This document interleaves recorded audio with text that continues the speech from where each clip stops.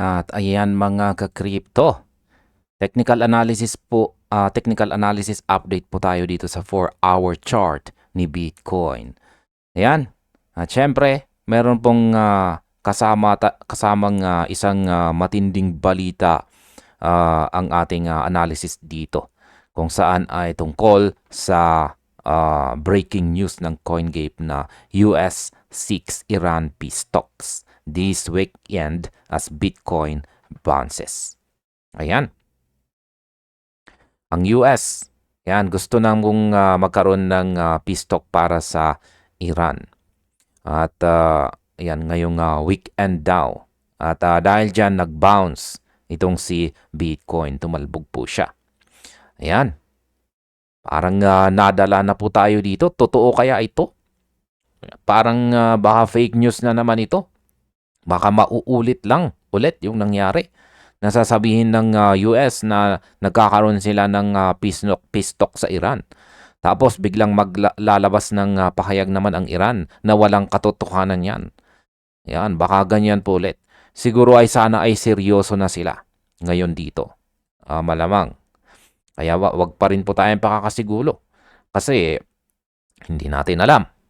Kasi yung huling balita natin, yan, kung totoo ngang ang US ay gustong magkaroon ng peace talk sa Iran, bakit tuloy-tuloy pa rin yung kanilang pagpapadala ng maraming sundalo dito sa yan na naghahanda para girain ang Iran?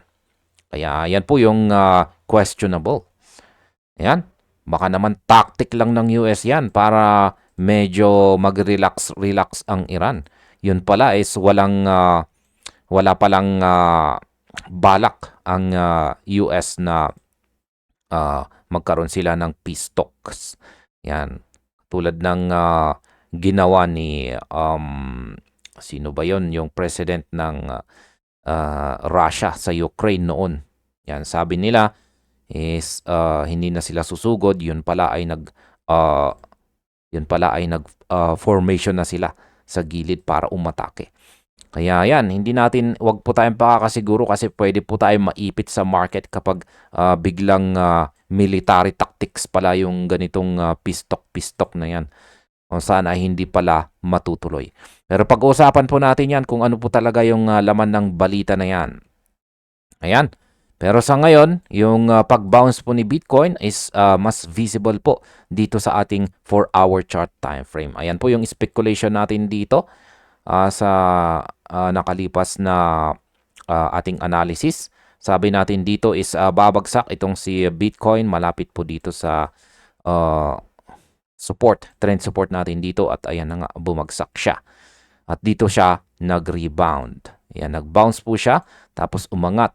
Kaso, nagawang pigilan po ng ating major resistance dito sa 71,615 yung kanyang pag-angat. Kitang-kita natin na siya ay bumuo ng 3 candlesticks na nahirapan pong tagusin or lampasan yung ating major resistance dito. Kaya matibay po siya. Kaya mukhang magsa-sideways po siya ngayon dito. Ayan, kung hindi po niya mababasag ito, ayan, at mauuntog-untog lamang po siya, is possible na magsa-sideways lamang po siya dito. Pero depende po sa outcome ng peace talk na yan.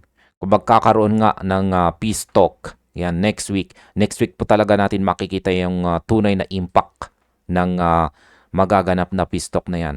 Kung nagkaroon po ng pagkakasundo ang dalawang panig, possible po na magkaroon tayo ng breakout dito at magpapatuloy tayo sa pag-akyat. Pero pag hindi, yan, balik po tayo sa pagbagsak. Yan, at baka mabasag pa yung trend support dito at babagsak sa mas mababang presyo at aabot dito sa sunod na major support. Ganyan po kalala ang magiging impact sa market kung wala pong peace talk, kung hindi po matutuloy ang peace talk. Ayan, balikan po natin ang ating breaking news dito para paliwanag po natin kung ano nga ba ang nilalaman nito. Yan, isa po itong malaking sigh of relief. Yan, nararamdaman ng buong mundo ngayon. Yan, nakahinga na ng malalim ang lahat. Matapos po ang halos isang buwan na pakipag-ugnayan sa takot at kawalan ng kasiguraduhan dahil po sa gulo sa pagitan ng United States at Iran, mayroon na po tayo nakikitang liwanag sa dulo ng tunnel. Ayon po sa mga huling ulat, ang White House ay kasalukuyang nag-aayos daw ng isang peace talk o usapang pangkapayapaan na posibleng ganapin na ngayong darating na weekend sa Pakistan. Ayan, sa Pakistan po magaganap. At gaya po ng inaasahan, ang reaksyon ng market ay mabilis at positibo. Yan na nga, mabilis at positibo. Tingnan natin. Yan, umangat. Mula po dito, umangat. Yan, sa kanyang pagbagsak dito, ayan, ay umangat po siya. Kaso napigilan po ng major resistance natin. Kaya, yan, pag-usapan po natin dito ang bawat numerical data mula sa report ng CNN at saka Wall Street. Pag-usapan din natin yung mga 5 conditions na hiling ng Iran at ang sikretong private talks na nagaganap sa likod ng camera. Yan. Kaya ihanda po natin ang ating mga sarili. Balikan po natin yung ating balita dito. Ayan. At pag-usapan po natin yung pag-bounce ni Bitcoin sa kanyang resistance. Yan, balikan po pala natin yung ating chart. Yan, kasi may kaugnayan dito ang ating unang paliwanag. Yan, kanina lamang po kasi ay nakita natin ang pag-akyat ni Bitcoin. Kitang-kita natin po yan. Yan po ulit yung pagtalbog niya mula malapit sa ating trend support dito. Pero mabilis po itong bumaba ng bahagya.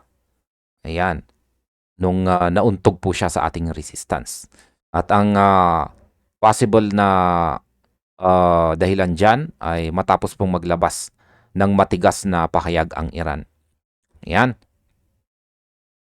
Ngunit nang sandaling lumabas po ang balita na ang US ay agresibong nagtutulak ng ceasefire ngayong weekend, muling sumipa po ang presyo.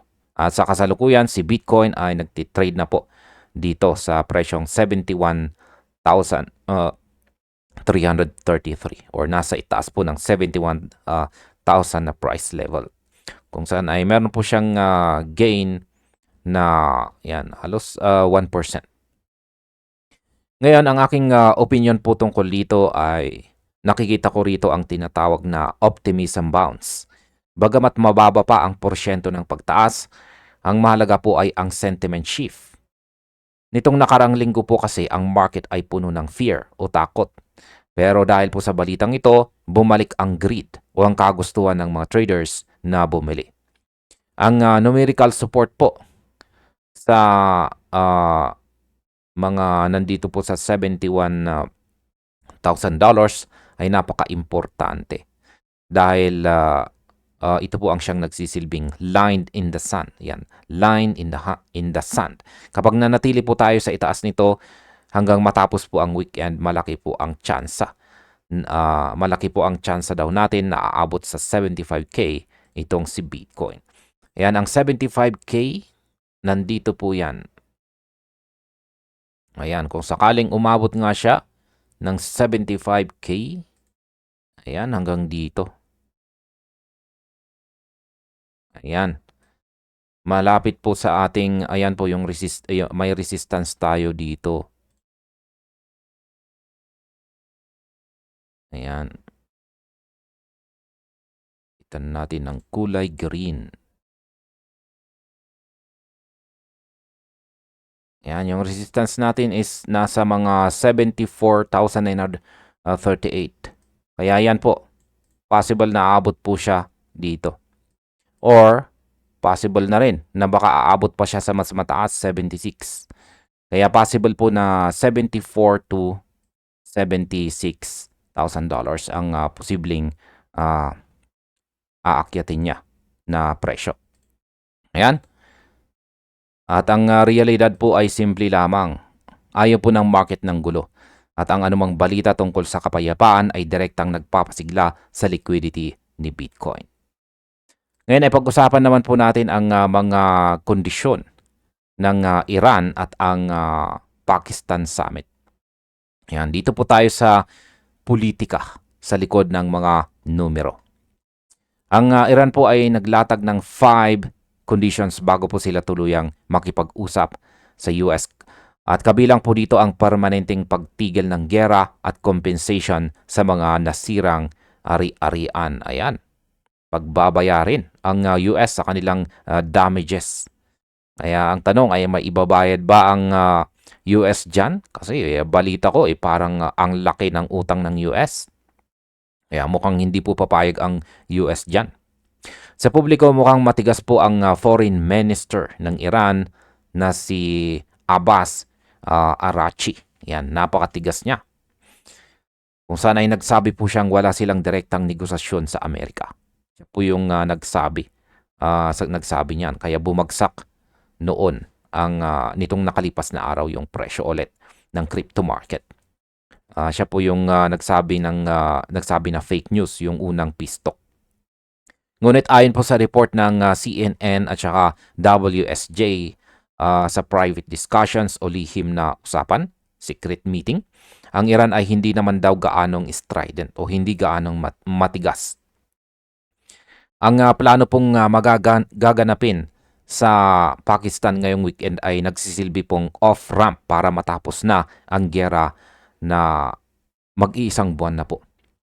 Ang aking opinion po dito ay nakikita natin po sa State TV ng Iran ay isa pong uri lamang ng political posturing o pagpapakitang gilas sa kanilang mamamayan. Pero sa likod po ng kurtina, alam nila na ang patuloy na giyera ay sumisira sa kanilang ekonomiya at saka energy infrastructure. Ang numerical effect po nito kay Bitcoin ay malinaw. Ang mga whales ay nagbabantay po sa Pakistan Summit. Kung magkakaroon po ng kahit maliit na joint statement tungkol sa ceasefire, asahan po natin ang isang massive candle na pwede pong bumasag sa lahat ng mga resistance levels ni Bitcoin. Ang smart money ay hindi po nakikinig sa sinasabi ng mga politiko sa TV. Nakikita nila ang galaw ng mediators mula sa Arab nations.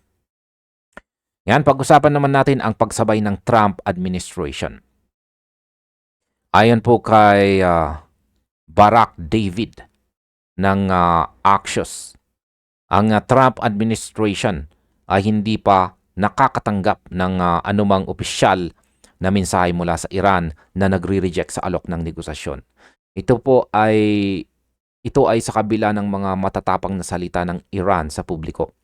Ang numerical probability ng isang ceasefire ay unti-unti pong tumataas sa mga betting platforms at saka market indicators. Sinabi rin ng US officials na ang kanilang mga mensahe ay dumadaan sa mga mediators. At bagamat hindi pa ito matuturing na formal na negosasyon, ito ay isang mahalagang stepping stone. Kaya dito po natin makikita ang meeting-to-meeting approach na ginagawa rin ng Federal Reserve, ngunit sa puntong ito ay applied po sa geopolitics. Ayan. Ngayon sa aking opinion, ang administrasyong Trump ay kilala po sa art of the deal style at ang pagpili po sa Pakistan bilang venue ay isang strategic move para magkaroon ng neutral ground.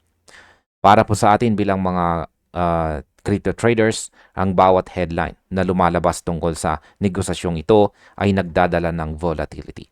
Kaya naman kung mapapansin po natin, si Bitcoin ay parang spring na nakapulupot. Naghihintay lang ng isang positibong confirmation para tumalon. Ang numerical data mula sa TradingView ay nagpapakita po ng higher lows sa daily chart na isang malakas na bullish signal habang hinihintay ang weekend.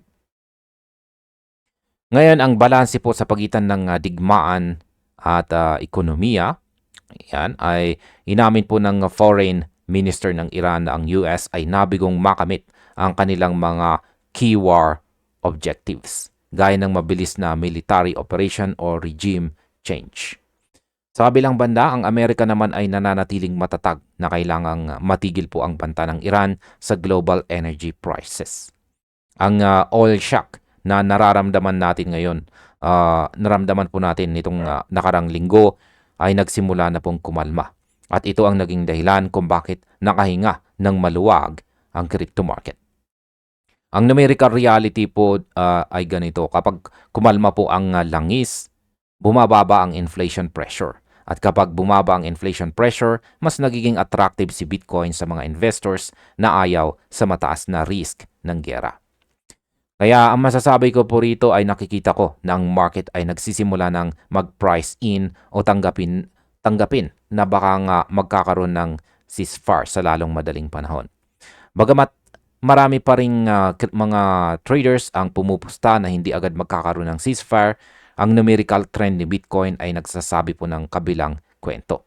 Kaya ang pag-akyat po ni Bitcoin sa itaas ng $71,000 na price level sa gitna ng ganitong kaguluhan ay patunay na resilient po ang asset class na ito.